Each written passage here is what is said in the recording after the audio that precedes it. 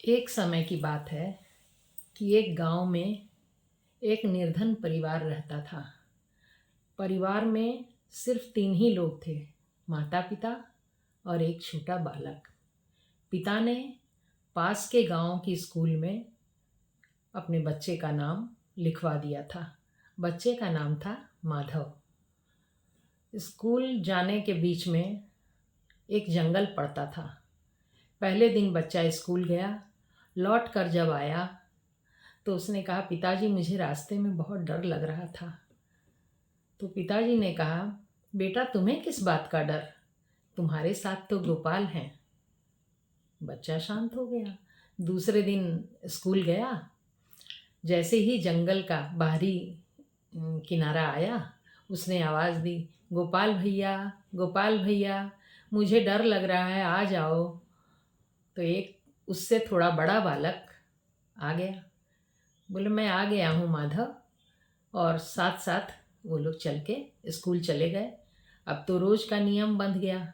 गोपाल भैया जंगल के इस छोर पर आते थे, रोज़ माधव को स्कूल पहुंचाते, लौट कर माधव को घर का रास्ता दिखाते थे और खुद चले जाते।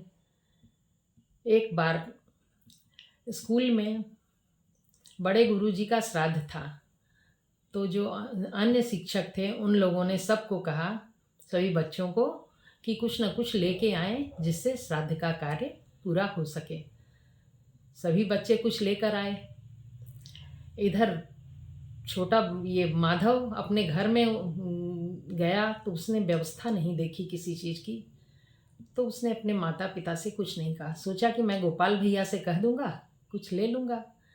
जब गोपाल भैया आए तो उसने कहा कि गोपाल भैया, आज स्कूल में गुरुजी का श्राद्ध है और मुझे भी कुछ लाने को कहा गया है। वो मैं लाया हूँ ना, देखो ये लुटिया में दूध। गोपाल भैया ने पीछे से हाथ आगे करके लुटिया निकाली और दूध बच्चे को दे दिया। माधव दूध लेकर स्कूल चला गया। वहाँ पर बहुत कोशिश कर रहा था कि मेरी लुटिया, मेरा दूध लीजिए गुरुजी, मेरा दूध लीजिए। अब इतनी छोटी सी लुटिया, कोई भी ध्यान नहीं दे रहा था बच्चे पर। तो एक अच्छे स्वभाव वाले गुरुजी थे, उन्होंने बढ़कर वो लुटिया ली और दूध को बड़े कढ़ाव में डाल दिया।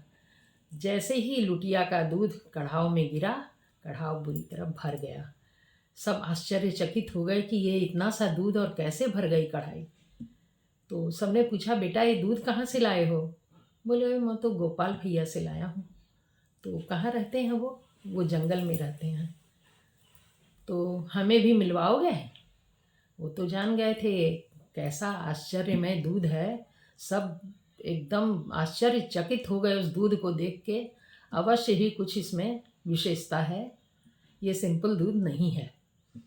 तो शाम को जब सारा कार्य हो गया श्राद्ध का, तब गुरुजी और दूसरे शिक्षक वगैरह जो है वो माधव को लेकर चले और जंगल तक आए। तो माधव ने फिर आवाज़ दी, गोपाल भैया, गोपाल भैया।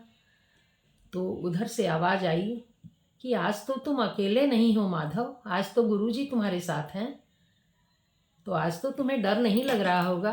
बोले, नहीं भैया, गुरुजी चाहते हैं आपसे मिलना। तो बोला, ठीक है, मैं मिल लेता हूँ। बंसरी की आवाज़ अचानक आने लगी, किंतु गोपाल भैया सिर्फ माधव को दिखाई दे रहे थे, गुरुजी को नहीं। अन्य शिक्षकों को गोपाल भैया दिखाई नहीं दे रहे थे। गुरुजी लोग जान गए कि ये कृष्ण भगवान हैं, क्योंकि बांसुरी बजा रहे हैं।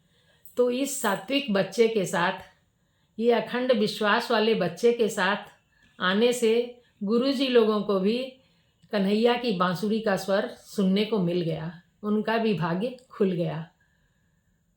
ये है विश्वास की कलाकारी।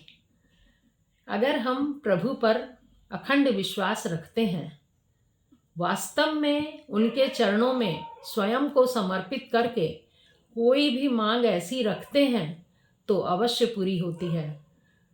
असल बात है कि हम विश्वास ही कम करते हैं। विश्वास ही नहीं है हमको, हम सिर्फ मांगते हैं। अखंड विश्वास करके देखें, इसी बालक माधव की तरह हमें भी सब कुछ प्राप्त होगा। ये सिर्फ विश्वास का फल है। विश्वास फलित होता है। इसको मतलब हर कहीं आप देख सकते हैं।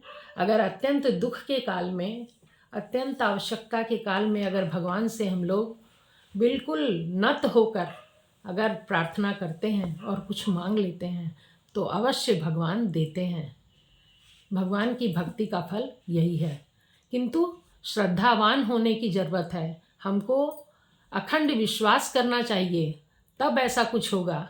भगवान कहते हैं कि पूरी तरह मुझ पर ही सब कुछ छोड़ दो तो मैं तुम्हारे योगक्षेम का वहन करूँगा, तब मैं तुम्हारे सब कार्य कर दूँगा, सब दुख सुख मैं देख लूँगा। किंतु हम तो विश्वास करते ही नहीं हैं। हम यूं ही भगवान की पूजा करते हैं, फूल चढ़ाते हैं, मांग लेते हैं, नहीं भी मिल सकता ऐसा सोचते हैं। तो विश्वास अखंड होना चाहिए। कहते हैं कि प्रहलाद चाहिए जिसने जलते हुए खंभे पर और चींटी को चलते हुए देखा था। खंभे तो हर कहीं हैं, प्रहलाद नहीं है। अखंड विश्वास करने वाला प्रहलाद जैसा मन हमारा होना चाहिए, तभी हमें प्रभु की कृपा मिलेगी।